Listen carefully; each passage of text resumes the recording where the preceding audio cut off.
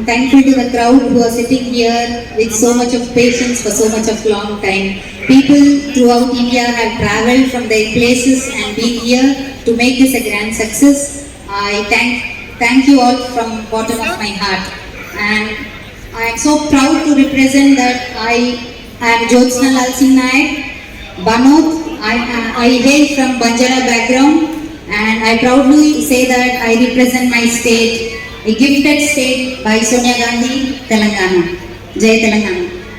I will speak very shortly about Mandal Commission and social justice along with that caste census.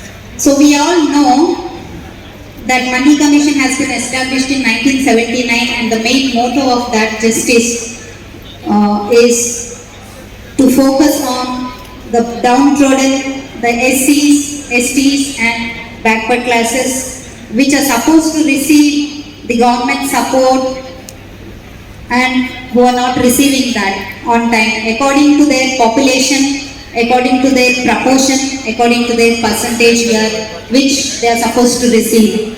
We all are aware that Mandal Commission was established in 1979 and the main concentration of this justice is reservation equally to be distributed among the people and the schemes which are given by the government to be equally proportionately distributed among people who are in very much need of it. So while forming this commission was mainly constituted with 5 members, out of that 4 members were from OBC and 1 from SC background and the main chairman person was BP Mandal and I am thankful to Sir BP Mandal who focused much on the backward classes people, who much focused on SCs and STs. There were many criteria which were considered to form this Mandal Commission, especially few of them were social, educational, economical and other main areas. According to 1931 census, they were considered the downtrodden castes, what are the percentage they are representing in whole of India and representations according to their states. So mainly they have focused on female workers who are working for their daily livelihood.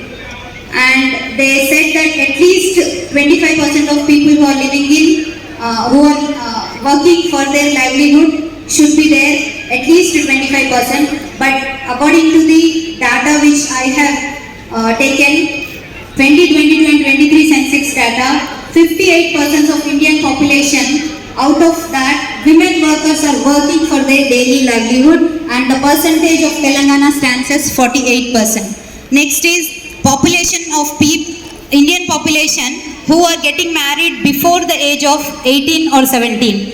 Here 30% of Indian population even now according to 22 and 23 data are getting married before their 18 years of age according to the survey called National Family Health Survey.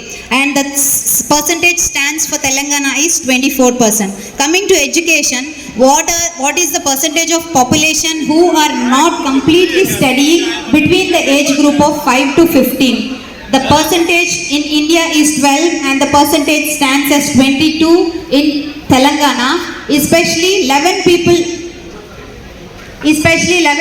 out of every 100 are still not going to schools even these days. So we have many other criteria to be taken into consideration.